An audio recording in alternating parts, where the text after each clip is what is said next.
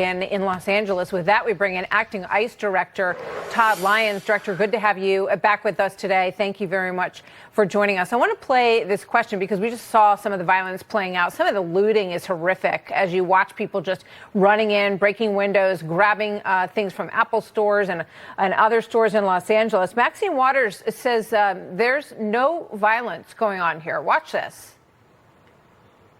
Don't think that somehow, because they called out the National Guard, there was violence. There was no violence. Don't just rely on what you're being told or the few incidents that you saw. Always have to be careful whether you see a burned car, a broken window, or whatever it is.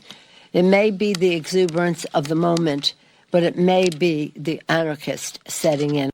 What would you say to both of those congresswomen, Director? Well, thanks, Martha, first for having me. And what I'd say is I was actually on the ground to see that firsthand and to watch the, devastation and destruction that was going on in Los Angeles. And that wasn't a peaceful protest, right? If you have to watch out for a burned car, that isn't a peaceful protest. That isn't America. That's anarchy, and that's violence. And for elected officials to say that this is a peaceful protest, it's not. I can tell you firsthand, I was there to see it. I was on the phone when they breached the federal building.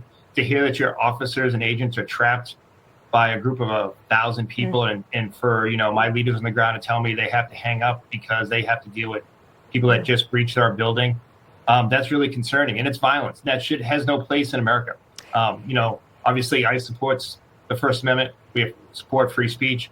But this isn't peaceful protest. This is anarchy, and this is violence. I thought it was very interesting in Steve Harrigan's reporting to hear from that man who's a business owner in Los Angeles saying, if you don't like it here, you can leave or you can obey the laws of the land. And I think there are a lot of business owners who feel exactly that way. One of the questions that I have for you, Director, is what is the impact on your operations? And secondarily, how will it affect your folks to have Marines and National Guard on the ground? Are they actively carrying out ICE operations today? Yeah, well, first off, Martha, ICE operations haven't stopped. We're doing operations in downtown Los Angeles, inside the county of Los Angeles. We aren't going to be impeded by these individuals that are blocking us from doing our lawful law enforcement mission, which is what ICE is doing. We're doing our lawful law enforcement mission to take public safety threats off the street and those who violate immigrant law. So to your point, we do have DOD assets with us. What they're doing is ensuring that the men and women of ICE, along with our Department of Justice partners, are able to conduct these operations safely, and they are here with us today. So I'm very thankful for Secretary Noem, Secretary Hegseth, and the President Trump that's allowing us to continue our lawful law enforcement duty, which what we're doing for the city of Los Angeles, which is taking these violent criminal gangs off the street, known suspected terrorists, child rapists, fentanyl dealers. Yeah. That's what we are focused on. Well, I mean, everybody is on board with taking criminal people off of the streets. We can put this poll up quickly. Do you favor or oppose deporting immigrants who are living in the United States illegally, going back to their home countries? And 66% say they favor this. So my question, Director, is what are the orders, your operational orders at this point, in terms of what we had heard of the worst of the worst? Then you have this reporting in the Wall Street Journal today that says that it's going beyond that it's basically that the White House is not happy with the numbers and that they want to see a bigger crackdown that extends to really anybody who is here illegally. Is that the order that you're carrying out? Well, what I can say, Martha, is that the orders we are carrying out is to uphold our law enforcement duties and enforce Immigration and Nationality Act, which is, the federal law enforcement orders of the Immigration Act. So we are enforcing immigration law when we do come across it. So to your point, we are using our limited resources like any law enforcement agency would to focus on public safety threats. But if we encounter someone that has broken immigration law, we're going to take action on that.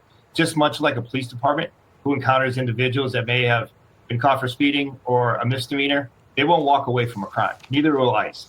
ICE has had their hands tied for so long, and we haven't operated to our full extent to ensuring that we're arresting and detaining and removing everyone that does violate immigration law, and that's what we're doing. But what I want the American people to know is, as you've seen by many of the releases that we've sent, is the fact that these public safety threats that we are taking out of the community is what we are proud of. And when you see us removing known suspected gang members, terrorists, child rapists, like I said earlier, I think that's what the American people voted for, and that's what ICE is doing. So with regard to this Wall Street Journal report, it says that in late May, Stephen Miller spoke at ICE headquarters and said that President Trump wasn't satisfied with the overall numbers and that he wanted to see those numbers go up and go up quickly. Is that an accurate report? Did you witness that at ICE headquarters? And how do you interpret the president's desire to see much bigger numbers in deportations? Well, Martha, luckily in my position, I get the opportunity to speak with the cabinet, with the administration, with Secretary Noam daily and Mr. Miller. And what I can tell you is that they want to see immigration law enforced to the fullest. I was at that meeting. Very happy that they spoke to our staff and the fact that we are now allowed to do our mission. So you will see those numbers go up because ICE is actually being allowed to do their law enforcement mission that we haven't been able to for the past 4 years. And with that, you will see increased enforcement action. You are going to see more of the ones that I talked about. But as ICE officers have to go into the communities and deal with sanctuary jurisdictions that won't turn these worst of the worst over to us, we are going to encounter those individuals that may be here illegally or at some point has been ordered lawfully by an immigration judge to leave the United States. So ICE isn't going to walk away from those individuals. We are going to do our due duty that we're supposed to do, and we're going to make those arrests. Yeah. We know that your folks have been in a difficult situation in Los Angeles, and we hope that there is greater security provided to them. Just really quick on the way out here, Director, do you think that what's happening now will encourage more people who are here illegally to take advantage of the program to get $1,000 once they return to their home country? Do you expect we'll see that? You know, Martha, I wish people would. I really wish they would take that opportunity to go back to their home country where they have the opportunity to come back and live the American dream, come back lawfully and enjoy the benefits of being here legally. I would encourage anyone like that to go that route because if you're here illegally, we're going to find you. And if I could just say, Martha, real quick before we have to go, the city of Los Angeles should be extremely proud of the men and women of the Los Angeles Police Department. While they can't work with us because of sanctuary jurisdictions, they're an amazing organization, and having the opportunity to watch them the past 24 to 40 hours protect their city has been great. Good to hear.